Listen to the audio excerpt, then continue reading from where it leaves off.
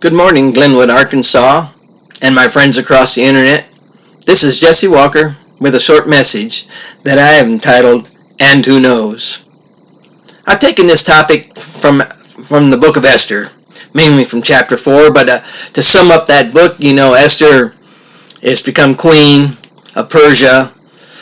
Mordecai has had a lot to do with that. That's her cousin.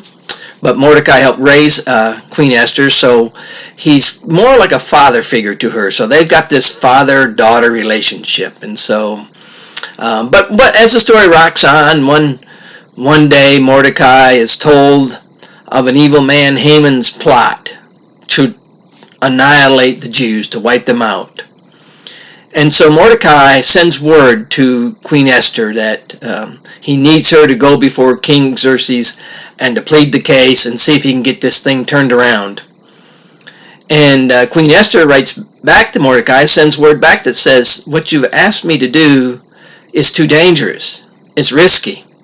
You see, the king only has one rule, that if a man or a woman comes before him in the inner courts, and he hasn't summoned them, and he doesn't point his golden scepter at them, then they are to be put to death. So she's literally scared to death. She knows that if she goes and the king doesn't raise that scepter, then she'll be put to death.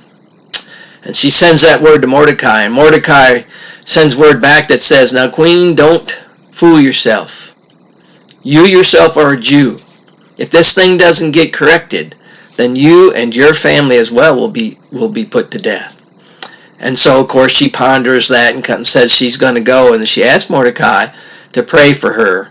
And it's very important. And so Mordecai goes into this deep prayer. But what I want you to see is that Queen Esther goes, she saves her people. Haman, who had this evil plot, is ultimately hung on his own gallows that he wanted to hang Mordecai on. And it's just a beautiful story how God works out everything. And what I want you to see is that Queen Esther was exactly where she was supposed to be. It wasn't by chance, it wasn't by luck, but God had Queen Esther exactly where she wanted to be. You know, when I was in the military, we trained all the time. We trained a day and night. We trained with a purpose so that we would be ready to defeat the enemy. So that when we heard the words, man your battle stations, we went ready. We went prepared to defeat anything that was thrown at us. If it was a fire, we were prepared to put it out. If it was a hole, we were prepared to patch it. But we were going to do anything in our power to defeat that enemy. And God has been preparing you since the day you were born.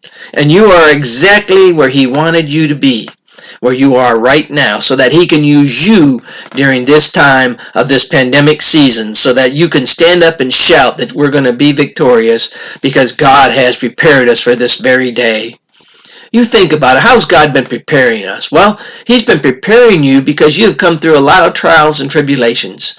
Some of you have lost financial ruin, but yet you've come through it. Some of you come from being addicts, alcoholics, and yet today that's not who you are. You have overcome. Some of you have lost loved ones and you thought you couldn't go on, but you have gone on. Some of you, and it's been painful, but you've gone on. You know there's light at the end of the tunnel. Some of you have just faced things, injuries, serious injuries, and yet you are here kicking today in 2020. So God has been working on you in your life since you become a child of God, since you were born. And you are exactly where He wants you to be no matter where you are. And He wants to use you for a very purpose during this time of season so that you can shout out that we are going to be victorious. You know, Philippians 4, chapter 13, verse 13 says, you can do all things through Him, meaning God. You can do all things through God who strengthens you. God is here for you, and God is your strength. And you can now, right where you are, not by chance, but because God's got you where He wants you, you can be what He needs you to be. You can shout out that we're going to be victorious because you have come through things that were worse than this. And you know that with His strength, all things are possible.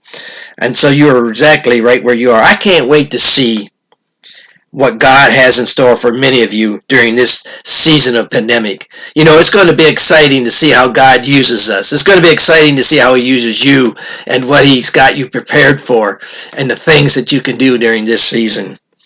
You know, I want to remind you to dream and to dream big, and I'll be dreaming with you. And I want to thank you for watching this video.